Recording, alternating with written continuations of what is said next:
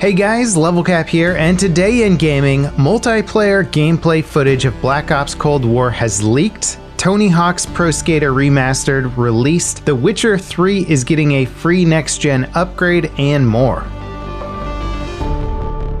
Call of Duty Black Ops Cold War is getting a proper multiplayer reveal on the 9th, but we've already gotten a sneak peek thanks to somebody accidentally streaming gameplay live. Unfortunately, we can only show screenshots of the leaked footage because Activision is currently on a rampage taking down the leaked gameplay. From the looks of the gameplay though, Cold War is a return to form for Treyarch. The gameplay looks like it was ripped out of Black Ops 2, which many fans of the franchise consider the best Black Ops title. The map is set in the 1980s Miami, and it leans hard on the Vice City / Vaporwave aesthetic. Based on the footage, we can determine several things. First up is the class system. Pick-10 is back from the previous Black Ops titles, but things are a little different. Instead of having 3 wildcard slots, you have 1. The wildcards that we know about so far are Perk Greed and Danger Close. Perk Greed lets you take 2 perks from each slot instead of 1. Danger Close gives you an extra lethal and tactical grenade. As far as weapons, the AK-74U, M16, XM4, Commando, and Gallo SA-12 are all featured in the leaked gameplay. It looks like shotgun secondaries are also returning. Cold War is also bringing back field upgrades from Modern Warfare. Weapon blueprints are likely returning from Modern Warfare, as all the weapons shown in the class selection menu have a base label on their icon. Attachments like red dots and laser sights are seen throughout the gameplay on multiple guns, but no footage of the actual gunsmith system was shown. As for perks, Tactical Mask, Ninja, Flak Jacket, Scavenger, and Ghost are all returning, but a new perk called Quartermaster was also spotted in the footage. And while the footage has shown console UI and button prompts, it was being played on PC. The ID tags on the footage also label it as an alpha, which explains some missing sound effects, animations, and other oddities. The engine Cold War runs on was recently a point of concern, as reports falsely claimed it was just the Black Ops 3 engine being reused. It's since been confirmed that Cold War runs on the Modern Warfare engine, with many upgrades and modifications made to suit Treyarch's workflow. Now, this leak has provided a lot of extra details, but I'm sure we'll be digging through it a bit more to get some extra stuff over the next few days. It's hard to judge the quality of Cold War from someone else's leaked footage in terms of gameplay.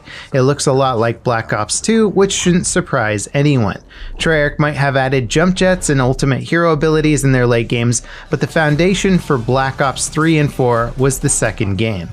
Tony Hawk's Pro Skater 1 and 2 Remastered is now live. It brings back the iconic maps, skaters, and music of the first 2 games with overhauled visuals, custom maps, and multiplayer support. Reviews are universally positive, with many saying that this is how remasters should be done. And while nothing will ever truly replicate the original Tony Hawk games perfectly, it seems like Vicarious Visions have nailed down a modern reimagining of the classic experience. They use the original code from Neversoft, the franchise's main development studio, to replicate the first 2 games' feel and pacing. It's amazing to see a franchise that has been put through the ringer in recent years with a slew of terrible entries ride high once again. The Witcher 3 is slowly becoming the next Skyrim. CD Projekt Red are porting the game to the next-gen consoles and adding some new features. Ray tracing and faster loading times will be the big additions.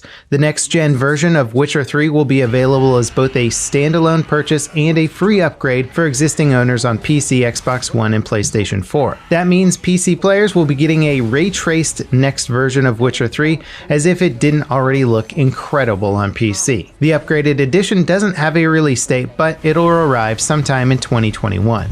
Logitech are rolling out a program called Playmaster. It's an AI-driven training tool for CSGO with maps and bots designed to teach you the game's fundamentals and hone your existing skills. It's currently in open beta. The training course takes about 30 minutes to complete and gives you detailed analytics of your performance. With a baseline established, Playmaster will suggest further training in areas you need to improve.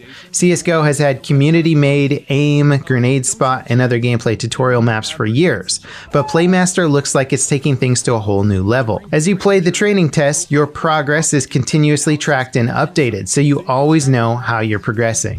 In our final story today, it looks like Rockstar have failed to recapture the success of GTA Online with Red Dead Online. According to players, online lobbies for Red Dead 2's multiplayer are deserted. A recent update for the game introduced a ton of significant bugs and issues that had to be totally reverted. Follow-up patches might have unintentionally altered the game's matchmaking system, creating lobbies with only 2 or 3 players instead of 32 players that it supports. Smaller player count lobbies have been on the community's wish list for some time now, as they make getting high-value missions and challenges completed much easier. Rockstar haven't commented on the lower player count lobbies, and it might just be a byproduct of Red Dead Online not being popular with players. Whatever is going on, it's clear that Red Dead Online is having a rough year.